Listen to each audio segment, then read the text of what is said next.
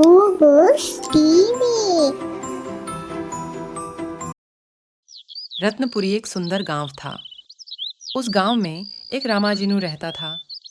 राम जी, संध्या की शादी हो रही है। नई पत्नी संध्या ने पूछा। आप सभी घड़े के साथ कहाँ जा रहे हैं? उस पर राम जी ने कहा।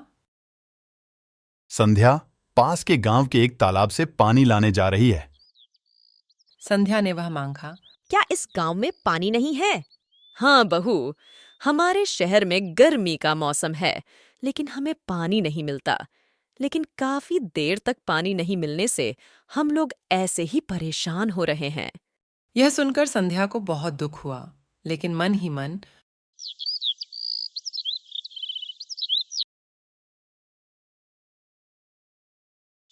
एक दिन राम जी और उनकी पत्नी संध्या गांव गए। संध्या राम जी भी कस्बे के लोगों को देखकर बहुत परेशान हो गईं।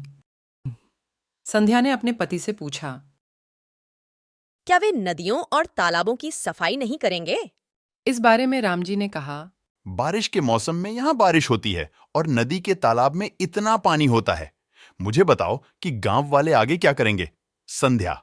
इसका मतलब यह है कि आप सभी तालाबों और 6 तालाबों को साफ कर सकते हैं और सूखी गर्मी में भी पानी स्टोर कर सकते हैं। बारे में ज्यादा पता नहीं है। गांव के लोग इसे नोटिस नहीं करते हैं। मैं इसके बारे में सोचती भी नहीं हूँ। संध्या। आप क्या कह रहे हैं कि यह गैर जिम्मेदाराना जवाब है? इस बात से संध्या काफी परेशान है। गांव वाले भी गैर जिम्मेदार हैं। दोनों बात कर ही रहे थे कि ग्राम प्रधान रामनाथन आ गए। राम जी गांव के मुखिया की ओर देखता है। नमस्ते शहर के प्रमुख, क्या आप ठीक हैं? आपसे मिलकर अच्छा लगा। इस गांव का मुखिया बहुत अच्छा है। वह हमारी शादी के दौरान बाहर गया था और अब वह आएगा। हाँ बहू, मैं बाहर जाकर इस शहर में आ रही हूँ। नमस्ते सर, मेरा नाम संध्या है।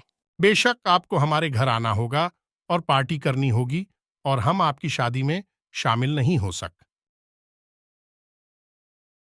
पति पत्नी खुश हुए और बोले कि हम एक दिन आएंगे सर, और घर के लिए निकल गए। राम जी की दादी इतने लंबे समय से शहर को दिखा रही हैं। गांव के मुखिया ने हमें देखा और एक दिन दावत पर आमंत्रित किया। दादी ने ऐसा कहा था। गांव का मुखिया भी बहुत अच्छा है, हमारे मालिक भी। आप जाइए।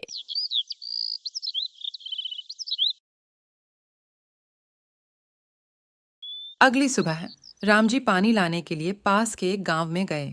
यह देखकर संध्या के मन में विचार आया कि वह गांव के मुखिया से इस बारे में बात करे।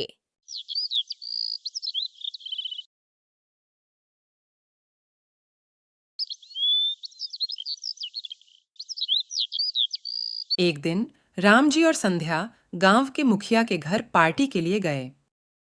ग्राम प्रधान कहते हैं, संध्या राम जी को देखकर बहुत खुशी नववर होती वधू, है। आपका स्वागत है। दोनों ने शहर के मुखिया को नमस्ते कहा।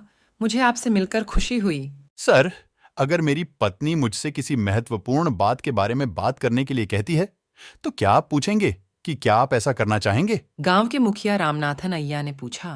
मुझे बताओ बहू, क्या बात है कि बिना किसी हिचकिचाहट के कहने के लिए आपका स्वागत है। संध्या कहना शुरू करती है। नहीं, इस शहर के लोग गर्मियों में पानी के लिए बहुत पीड़ित हैं, या यही वह है जिसके बारे में मैं आपसे बात करने आया हूँ। क्या आप मुझे बताएंगे कि मामला क्या है? आप अपने पड़ोसी गांव में पानी लाते हैं सर, वे आपके दोस्त हैं।